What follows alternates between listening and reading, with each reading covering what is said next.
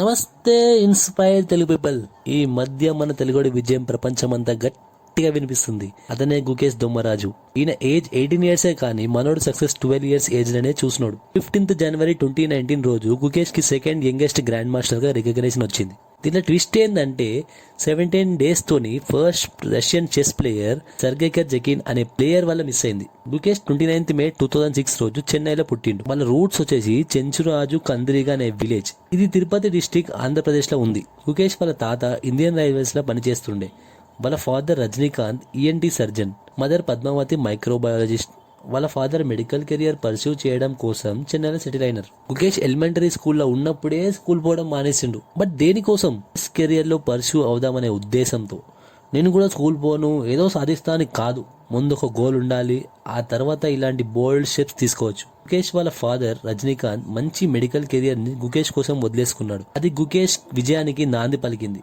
Hats off to you sir. మీరు ఈ step తీసుకోకపోయి ఉంటే మీ కొడుకు ఈ స్థాయిలో ఉండేవాడు కాదేమో. అందరి తల్లిదండ్రులు స్కూల్ పో, కాలేజ్ పో అని చెప్తా ఉంటారు. బిజినెస్ పెడతా లేకపోతే స్పోర్ట్స్ లో కెరియర్ పర్సూ చేస్తా అనగానే ఏదో పెద్ద పాపం చేసినట్టు డిమోటివేట్ చేసి ర్యాట్ రేస్ లకి పంపలేదు మీరు. హెడ్ ఆఫ్ ది ఫ్యామిలీ వాళ్ళ ఫాదర్ జాబ్ క్విట్ చేస్తే ఫైనాన్షియల్ గా ప్రాబ్లం రాకుండా పైసలు అయితే కావాలి కదా బ్రతకడానికి.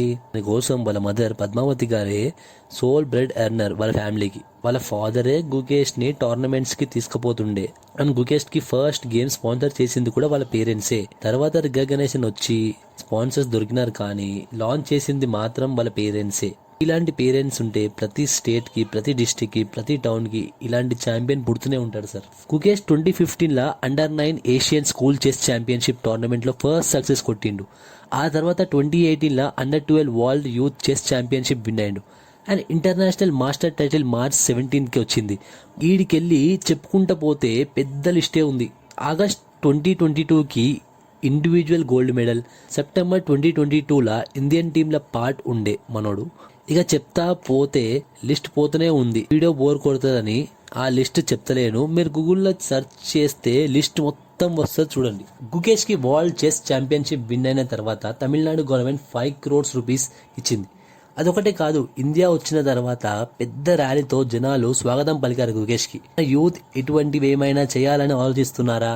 అసలు ఆలోచనలు ఎట్లా కలుగుతాయి అంటే మనం రోజు మాట్లాడుతున్న మనుషుల వల్ల, మనం ఉన్న సమాజం వల్ల, మన సమాజంలో అవైలబుల్ ఉండే రిసోర్సెస్ వల్ల కలుగుతాయి.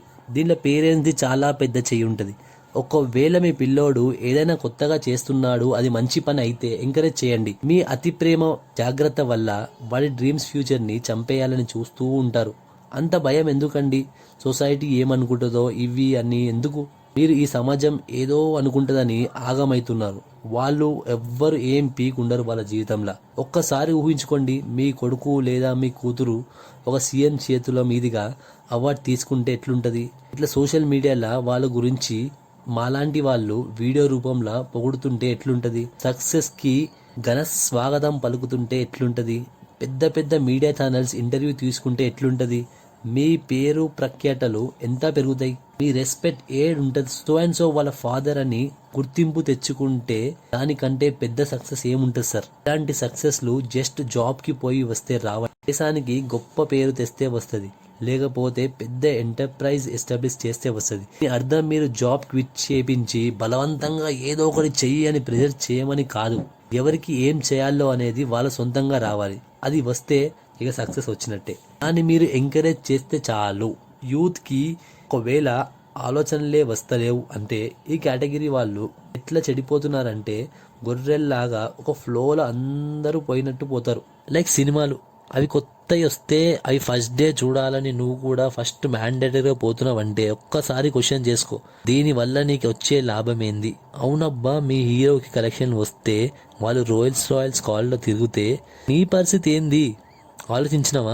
ఆ మూవీకి ఎంత కలెక్షన్ వచ్చింది అని ఎవరిని అడిగినా చెప్తారు. ఏ ఫోకస్ మీ డ్రీమ్ మీద పెడితే ఆ సినిమా పనికి వస్తుందా? మీ ముందల పేరెంట్స్ కి ₹1,00,00,000 కారు గిఫ్ట్ అబ్బా, మంచి ఇల్లు కొనిపెట్టు, వాళ్ళని సంతోష పెట్టే పని చేయండి అబ్బా. అస్సలైన సక్సెస్ దాంట్లో ఉంటుంది.